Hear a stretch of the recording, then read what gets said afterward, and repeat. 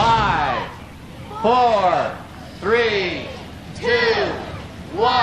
Let's get ready to crumble!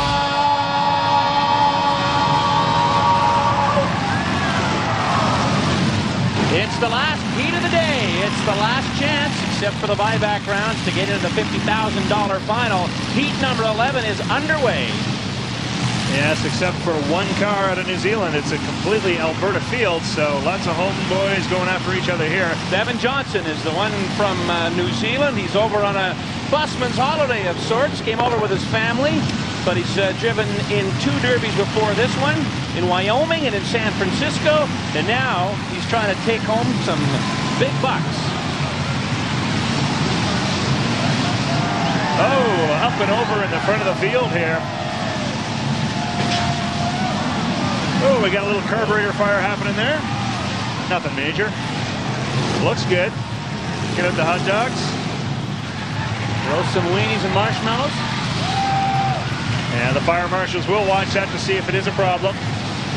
It's getting it fired up there, but it's flowing a lot of gas through the engine. It's just coming out the exhaust. And the clock's going on him here, right? That's correct. I mean, he's nailed as far as a hit goes, but if they have to stop the derby for the fire, that'll count as 1. But that looks like he got it fired up there, but he's kind of high and dry. Yeah, we're seeing the wheels there. Not a good start for Bevan. All the way from New Zealand to sit high and dry. It's a very tough break. He's spinning those wheels, trying to get it going. He's had a long wait today to get into this heat, 11th and final heat before the buyback rounds, and he's stuck up on the berm. Well, you got to give credit to the driver who put him there, because that is what you do.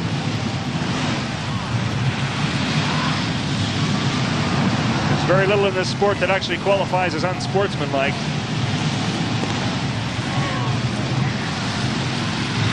Driver's door hit would be about the only thing, right? That's right. Certainly some aggressive slamming going on out there. This being the last heat, these guys know it. This is the last chance. So they want to do a buy-in, which is not the best way to go. So then you end up with 2 heats on your car before you get into the final round, and makes for a pretty tired car. This round not without suspense. Jim Johnson with his second car trying to get in here. They had to wait a little bit. There was some problems with his car. Something happened to it out while they were waiting to get in, and they were very furiously working on it, fixing it, and they eventually got it into the ring just in time for the race. Yes, unfortunately the rumors flying around the pits right now is that it was in fact sabotage to his car. Oddly enough, he came to his car to fire it up, and his distributor and his ignition wires, the plug wires, were completely gone. So they had to panic to get it back together, but he's out there running strong now. So had the crew working furiously, but they did get it put together, and he got in the ring, and he's running right now. Oh, did a good hard crossfield shot into the blue wagon there.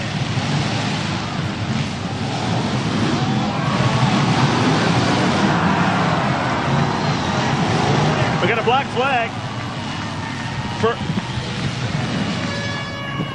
stopping the field here. Black flags are out. Not sure why. Oh, we've got a rollover. Tell you, the action's so nonstop. You start looking at one end of the field and you miss something on the other side. Rollover car. He only got up at his side though, so his damage should be good. Jim Johnson, they waited for him to get into the race, and he's the one who provided a little bit of pizzazz with the big hit to roll that car. I think that's Charles O'Neill. Yeah, looking like Charles O'Neill over there, getting up on his side. Staying in. Johnson staying in. Johnson getting a little hot-headed there, and can't blame him. It's to come all this way for this event and to do that and come out to your car and find out it's been tampered with. Not very good. Jim Johnson is really rolling around there. He's really landing to him. He's an angry young man. Can't blame him. 29 years in the business. He's been crashing cars in the demo derbies. 27 years, I think. Actually, you total up the years of experience with all these drivers in the field currently, and you're looking at about 135 years total with all these guys out here, just in this heat alone. And then you got a guy like Mark Ramirez from Morinville, first year. Certainly see the experience of Jim Johnson there. Pulls to the berm, comes in, lays a shot on, pulls back out, inspects the field, gets in behind some dead cars. He knows what he's doing. Coming back again now.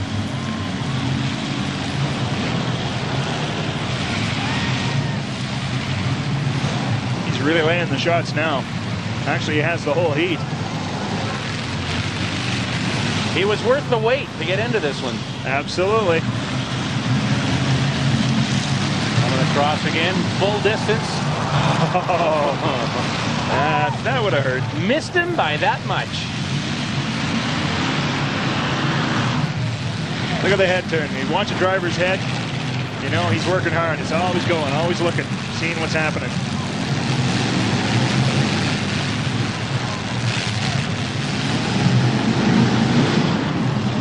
Man, 027 laying a good shot in the side. Steve Charlton, he's in his second go-round today. That's his second car in.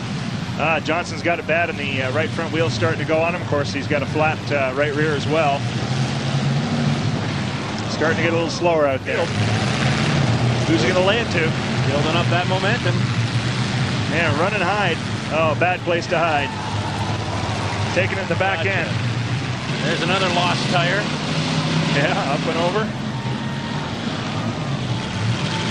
That coming off Kevin Savoy. Yeah, that's driving hard. Johnson's really working hard there.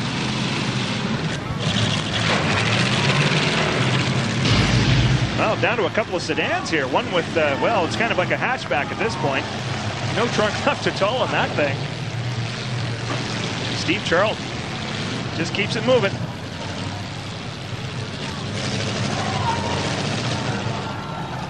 Lining up now. Yeah, I just noticed in the Wise's car that his right front is flopping in the breeze. He's got no steering. So, not looking good for him. Charlton right now is looking pretty good in this. Sitting back, kind of looking, seeing what's going on. Coming in for another hit. They're ready.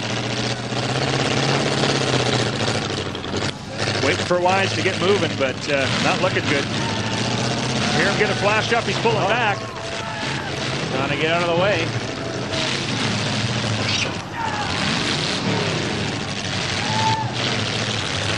All he's got to do is get into a position where he can actually come forward and make an aggressive hit.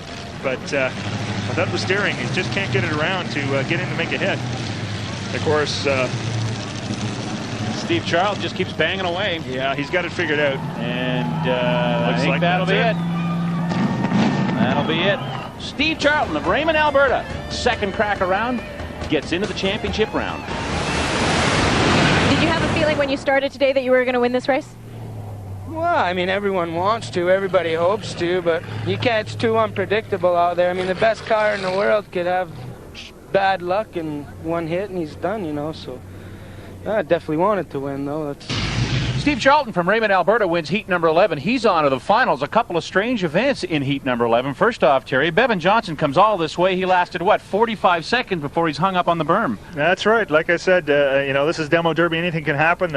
Credit goes to the guy who put him up there because that's what Derby's all about. But rest assured, he'll be back, I'm sure, for a buy-in because he's got a fresh car to go with. He'd be crazy not to join in, and we'll see if he, in fact, does that. And some strange doings with the Jim Johnson car. Yeah, we've got all kinds of rumors flying right now, but it's really odd that, you know, ignition wiring and parts go missing off your car just, you know, because of the weather. Jimmy, do you want to tell me what happened? They moved the distributor cap forward, jerked off my ground wire for my fuel pump, and we didn't find out until they allowed us enough time. It was more than fair of them to do that. I appreciate it. We didn't find out till we get in there. They decided it'd be real funny to undo my hose clamps from my pressurized fuel system. Well, I don't know if you guys were watching the show, but that's what was going on. I was literally reaching at the header and putting my fuel line back together. I didn't have no tools, so I'd run until it blew off. Slide it back together, refire, make some more hits, slide her back together. I must have done that 4 or 5 times out there.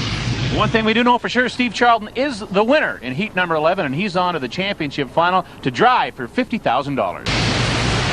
3, 2, 1. Let's get ready to crumble! Terry, it's the minis. We got 5 cars, 4 cylinders each, a lot of space, and likely a lot of action. Oh, this is nuts. I mean, we got miles by scale to these cars, and these are one of the most entertaining Derby cars because they're so fast, so quick, and so hard hitting. We got an incredible round of field. I mean, the Vega right off the bat is pretty much down. Alfred Kurt at Westlock, they just came across and stuffed his back end in. I thought he'd be one of the contenders, but not looking like it now. Right off the top, he's frozen, trying to get it going again, and the chase is on. Well, we got the Mustang against the Volvo, against the Chevette, against the Hyundai right now. The Chevette with the left front wheel already snapped a tie rod with one hit. Not looking good for him. The Mustang certainly got the bigger wheels, so he's got more clearance and a bit more traction and speed out here. Chris Hammer stuffed into the berm there, not moving. All of a sudden, this derby goes for about 10 seconds, and boom, we're stopped. Yes, this is quite the little event. We've got, oh, there we go. The Volvo's clear. The Hyundai's clear. They're working together to get into the hole, and now they're trying to break them apart. One car down early, that was the Vega wagon. And two cars stuck together, now they're peeled apart. Absolutely. The Hyundai of Jay Nelson from Winnipeg, a long ways to come in that little car. He breaks free. Oh, look out. Here comes the Volvo. They were stuck together, and he comes in and laces it to him. Chris Hammer out of Widewater. Oh, good shot of the Mustang. Colin Cassidy from Edmonton. Up onto the berm there to spin around and come back for more. There he goes in that car 75. Chris Hammer from Widewater and the Volvo that's been in the middle of the action so far in this heat. Well, Alfred Kurd from Westlock in that Vega wagon, it was like one shot wonder, and that's it. He's done. Thanks for coming. Alrighty, Chris Hammer from Widewater and the Volvo flying around, takes a good shot of the Mustang, trying to knock the rear wheel off, but not in that shot. Man, that car's flying around. It's like racing like a mini stock driver. Oh, into the Chevette.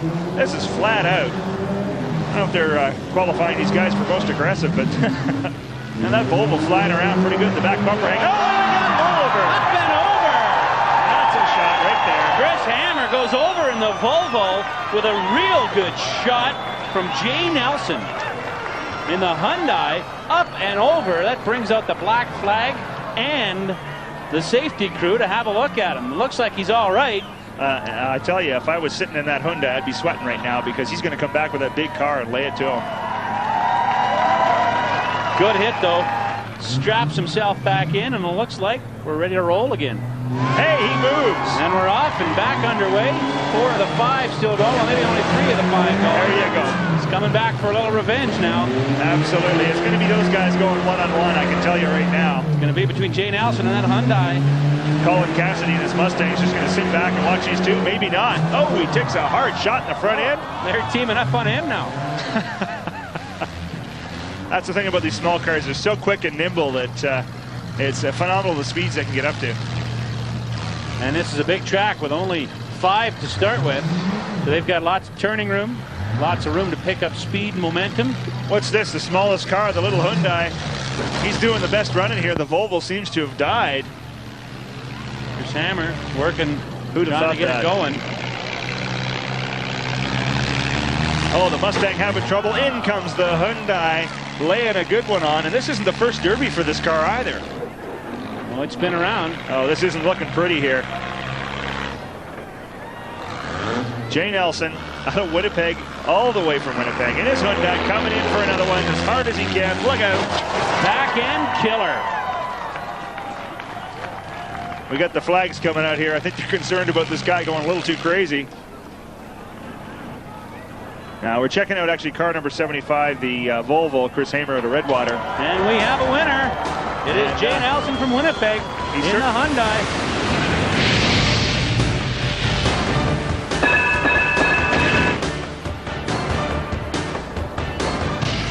We finished the first phase of the WWDD 2001 North American Championship. Terry, now we move from the heats to kind of the semifinals. First up is going to be the second place finishers. They've got a job to get their cars in shape now. That's right. I mean, these guys will be working all for many hours, actually, in order to get these cars back together to try and get back in because for the second place finishers. We've got all the buy-in rounds to go. And then that all leads up to the $50,000 championship round, which will come with about 14 or 15 cars battling it out for the grand prize money of $50,000. 3, 2, 1. Let's get ready to caramba! 9 of the 11 cars that finished second in the heats are in the second place semifinal. Terry? Yeah, a very interesting round. Derek Mitchell out of Sunderland and Rick Nystrom at Edmonton couldn't make it back into the round, their cars being too beat up to get back in. And of course, the winner of this heat will be transferring to the main event, the championship itself. A lot of room out here, a lot less cars out there, so should be an interesting heat in that aspect. More room to pick up speed, more room to get away from hits if you're able to do that. So a little more creativity. We've lost our first wheel, I see. Absolutely. The guy's lost his axle right off the bat, and he's still running around on 3 wheels. And that's Robert Wise out of Hythe. Yeah, unbelievable. That's why they lock the rear ends in these cars, because if that happens, you still got traction. But looks like Wise is stuck over there. He's in a tricycle now. That's the main difference here now. You see a lot more room than we've seen. Only 9 cars. This is the smallest heat we've had. And the object, I guess, take advantage of the extra room for bigger and harder shots. Yeah, the difficulty, of course, for the drivers is there's no place to hide now. Also, another disadvantage to these drivers is the fact that they've got to run 2 rounds on their cars, so the winner of this will have 2 heats on his car versus the other guys who have 1 heat going into the main. And that's the thing now, you have a little more concern about the condition of your own car to try and nurse it through this and then into the final. That's right. I mean, off the top, I figured that we'd see Rain in there, Noller at the top, and probably Dilling at the end of this particular heat. We'll see how it transpires. Noller's car is doing well, and Dilling's moving around, and so is Rain. So we'll see what happens. And of course, we have Hodges out there, last year's winner. Last year's grand champion, winner of the $50,000 prize, first place prize last year. And he finished second in his heat in the second heat. Is there any advantage to the guys who are in the first, second, and third heats? They get a little more time to bend their cars back out? Well, that's the thing. I mean, these guys now, certainly as the day progresses, they will have more time now, about 4 or 5 heats before the main event. So they're going to have time to fix their cars. But when we get into the buyback rounds, that's going to be a little more interesting, because the guys who run in the last buyback round are going to have very little time to get their cars back together. Looks like we're down to 3. 2.5 maybe. And Kachenko working hard to keep that car mobile. Dylan looking pretty good in his car. It's certainly held up very well. Hodges taking a shot in the back end there from Kachenko. Kachenko did a big lap there to get some space to run in on him. As we call that, the around the world, you got to work up momentum when your car is beat like that to come around and play the maximum power you can on a hit. Hodges just avoids one from Kachenko there. Yeah, Kachenko's car, absolutely unbelievable when you look at the condition of it. And the mobility is, that's pretty impressive. Oh, Hodges coming in to say hello to Kachenko, just nails him in the back end. And it looks like we have a fire under the hood of one car. We're stopping the heat with the black flags, of course. Hodges just laying one more in for good measure. And it looks like we're back and running. There's a hit by Hodges. Actually, it looks like Dilling is out. I don't see the stick in his window. He's sitting pretty idle. Yeah, I think the stick's down, so we're down to 2. Hodges and Kachenko, and Hodges has to have the upper hand in this battle. Absolutely. He's working out, but Kachenko can see the weak spot, of course, the back end in Hodges' car, and if he can just keep mobile enough to nail it. But Hodges is pretty clean. He's got all the 4 tires up, and it's going to be tough to beat. Kachenko shooting some steam now, too. Well, at this point, Hodges can almost taste it. I mean, he's really got to be sweating in the car on that one. He knows he's got to take it. Look at the guy. He's working hard. Thing now, he knows he's going to win it. Now he's got to protect his car a bit for the final, too. Well, that's it. He's doing a bit of cat and mouse, but now Kachenko's got him in a good spot here. We're going into the corner. He could bottom him out. But Kachenko, unfortunately, is digging himself a hole right there. Just enough room on the far side of that Randy Noller wagon to be able to get by there. Now Kachenko gets by there. Oh no, Kachenko hooked up on Noller's dead car. Noller's back into it now. Kachenko running away. Very wise move, flips around so he didn't fix his back end. Not sure who's got the last hit here, but it could come down to the clock. All right, Kachenko's got the last hit. Hodges has got the last hit. And that's the thing. Now, once you get hit in this situation, you're on the clock. You have to get awful aggressive all of a sudden and go after it and make that hit. That's right. I mean, if you get the last hit in, you're going to run and hide. Now, Kachenko's car is really getting hot. You see the steam just flying out of that thing. He gets a hit. Good hit. Really good hit on Hodges, because that's what... You can see the back end just getting stuffed right in there, but Kachenko's car is just roasting out there. Hodges comes back for a hit now, or we'll try and line it up. Hodges gets a hit in. This is a pretty good battle. Listening to the booth beside us here, Smokin' Joe Watson, our head tech official, watching this, screaming out the window, having a good time watching this one. And after all, the guy was last year's champion. Here he is vying really hard to get in to the championship round, and man, doing all he can. Oh, good hit, good hit. Good hit by Hodges. Now they could be locked together after that one, though.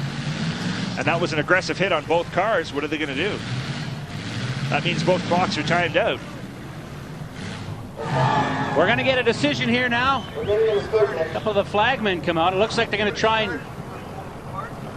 They're going to try and pull them apart, it looks like. Alrighty, yeah. In a tie situation like that, Smokin' Joe Watson, our head tech official, just advised us that they will pull them apart to break the tie. But we'll see what happens here. I mean, Kachenko having trouble getting his car going. He might actually walk out of this. Discussing it with the officials. It looks like he's accepting defeat. Hodges. That's it. Hodges looks like he wins the heat and actually gets to go into the main event for 2 years in a row. Ron Hodges, the defending champion, finished second in his heat, but wins the heat involving all the second place winners. So from Richmond, Michigan, he's going to take his wagon into the finals and have one more shot at winning back-to-back $50,000 grand prize. Ron, yesterday you told me that you didn't think that you'd be able to make it into the second round. How do you feel right now? I feel really great right now. My dad, my wife, my daughter, my mom, we all wrenched on the car last night till about 2 o'clock in the morning. We had a ton of work to do to this thing, and we made it happen today. We came back and won the second place final round here. Well, you were our last year's winner, so now you're going on to the finals again. How do you feel about that? I feel good, but the car isn't all that great, so I don't know how long I'm going to last, but I will be out there. I will make an appearance. Next up to determine the finalists for the $50,000, Terry, it's going to be the buyback round. We hear up to 80 cars, possibly 4 heats. That's right. We're now coming down to the crunch, no pun intended. This is it. This is the last chance for these guys to finally get into the finals. So we got up to 80 cars going at it. Going to be interesting to see what happens. There are some tough competitors. There's a lot of cars, for instance, that got stuffed up on the berm really early in their heats. So we've got a lot of fresh cars coming to these buybacks. It, again, is anybody's game. Let's get ready to crumble! First of the buyback rounds is in the books, Terry. It came down to a battle. 20 cars begin. Only 2 are left at the end, Kyle Rates and Shea Walden. That's right. It was a pretty interesting round because the cars lasted a lot longer than expected. Again, there was a lot of fresh cars out there because they went out early in their heats. But when it came down to the end, Walden just had the stronger car, a more powerful car. All his tires were up, and Rates having some trouble with power there and steering, of course, and the back end getting a little soft on him. But he just couldn't keep up with the speed of Walden. After going in his heat, he had to put the car back together for the buyback. Now he's got that sedan back in the shop, I'm sure, already, trying to piece it back together for the final. Yeah, I think he's going to do okay. It's looking pretty good and straight, and considering some of the winners of the heats and what it takes to win a heat, he should be quite comparable to the other cars in the main event. Shea Walden from North Dakota, another American, off to the finals for $50,000. You were in the first round of our buybacks and didn't make it. How do you feel about that? I'm not very happy. Something went in the transmission. Something maybe I could have prevented, maybe I couldn't have. I guess I got third in the buyback, so it's better than last, so I can improve on it for next year. 3, 2, 1. Let's get ready to crumble! 20 more cars, Terry. Same problems. Looks like an aggressive start in a very packed field. Yeah, a lot of fresh-looking cars out here. Rene Fortier, of course, the best-dressed car. He's out there in his Plymouth. It's got a really strong back end, but right off the bat, he got stuffed into the dirt. We'll see if he can get out of there. He barely had a chance to move before he got hit hard. Now, that's the tragedy of having the best-looking car, is drivers tend to pick you off first. second of the 4 expected buyback rounds, and we have got ourselves a half rollover. The black flag comes out, and in the back corner, is that Forche up on his side? No, it's the Batman. The Batman car. Batman returns, and we've got ourselves a bit of a hang-up. This driver, Dwayne Walker out of Fernie, BC, pushing the Batman car up on its side, sitting high and dry. Took his rear end up with him, though. And we're underway again.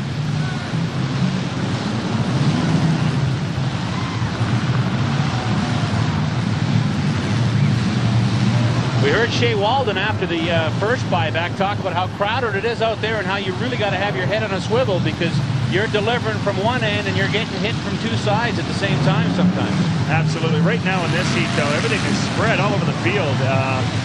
These guys are traveling from left to right, completely across field shots, really aggressive. They want in.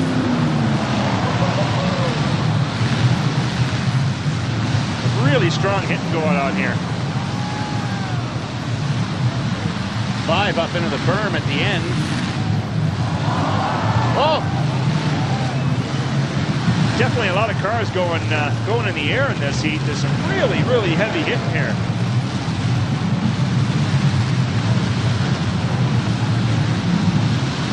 These cars weren't totaled the first time around. They will be this time. John Wilkie in the 102 Dalmatian car there, the 139, all the way from Amarillo, Texas. Giving his second round to try and get into the championship. Oh, big hit. Duffs 0-1-2 into the dirt. Tim Morgan. Tim's not going anywhere. Hard hit on Morgan. Yeah, Terry Chaubert out of Leduc, high and dry there, his wagon. Uh-oh, we snap a stick. There goes the stick. That's a sign of defeat right there. Never snapped a stick with a smile on your face. They, usually they're in a grumpy mood when that happens. Yeah, I'm surprised I haven't seen more sticks being thrown clear across the field, actually. I think I'd hang on to mine as a weapon, actually. 019 car there, still moving fine. Trevor Guthrie out of Edson, Alberta. The wrecks have kind of roped off that one area of the ring, and we're working with about 3/4 of the space normal here. Scott Ferris has got about the best looking car out there for its condition as far as the back end, etc. The wagon, the 119 car, moving pretty strong out there. We've got another wagon too out there, which is a pretty strong looking contender. Going up on his side on that hit. That was Steve Paul at a Stony Plain, not sure. Oh, a car up on its side. Again, it's a 112 car.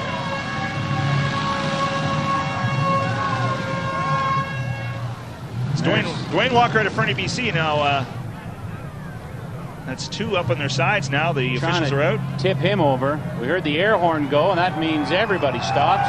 They flip him back over on all 4s. See some thumbs up from the driver. He's like, come on, let's go. A very critical time, too, at the point in the Derby where the cars are getting hot and have to shut down. It's very hard to restart them. But we get the green, we're off again.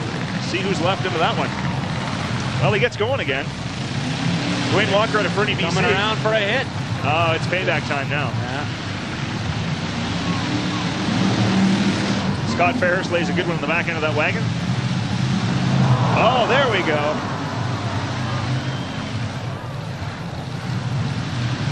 Dwayne Walker goes from his side to right into the middle of it here. Yeah, he's certainly earning his keep out in the heat here now. His back end up way high now.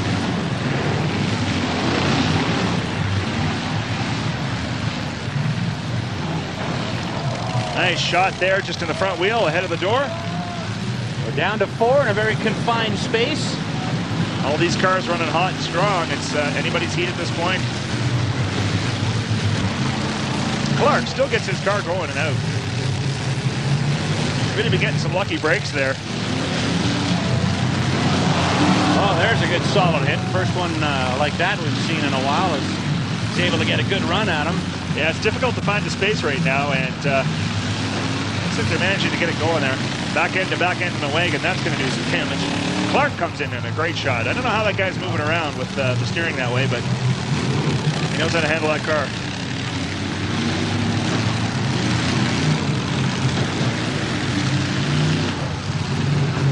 Clark coming around. He's the only guy clear. Comes in to make his shot.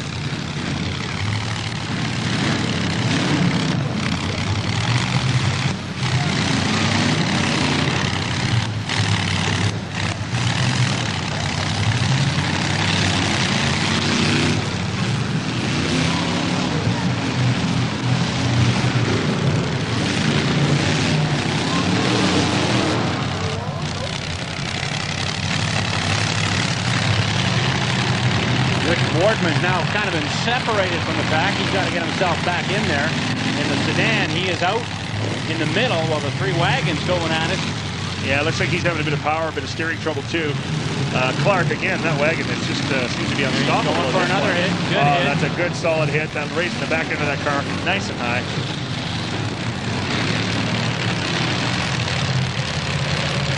We're down to 3 now. Rick Wardman is out, been timed out.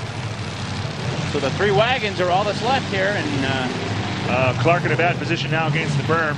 Nystrom coming in to take advantage of that. Not looking good for Clark. He's got himself against the berm and caught.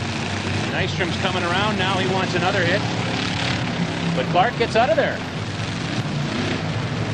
Of course, the other wagon now, the back end, the frame's right down to the ground. He's got no traction. He's dead. So looking like Clark and Nystrom. Clark is stuck.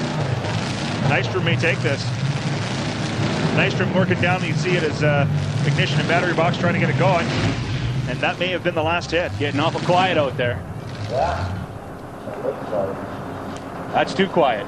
Yeah, that's it. We hear the air horn, looking for the checkered flag, and it looks like Nystrom in that really overheated wagon, back end into the sky, just manages to come in to make the last scuff against Clark, and he's going into the final round. So Rick Nystrom, another Canadian, moving into the finals. Not much of a battle at the end, more a battle of strategy than a battle of brute strength, but Rick Nystrom qualifies and he moves on to the finals, becomes our 14th driver into the finals for $50,000. How do you like racing in the Canadian Derbies? I love it. So, it's the only sport I know you can pay people back legally. Well, the money's a good thing in these races, but obviously to come out here, to put that much time in your vehicle and to go through all of this, there's got to be something a little bit more that drives you into the Derbies. Well, I've been at it for 17 years and try to get that big money, and it'd be nice to win a big one. And so you're going to keep continuing on with the Demolition Derbies then? Oh yeah, I'll carry on as long as my body lets me to. Great, thanks a lot. Yeah. We're joined by Smokin' Joe Watson, the head tech and race coordinator. Joe, you've instituted the pink flag for this race, something that's different, something that's supposed to get the guys driving a little harder. Yes, what we've done is with this pink flag, we call it a pussy rule. We want these guys to drive aggressive. The crowd's here to see some driving, some big prize money for these guys. We want them to earn it. And the other side of the coin, $5,000 for the most aggressive. Let's reward the guys that put on the show for us.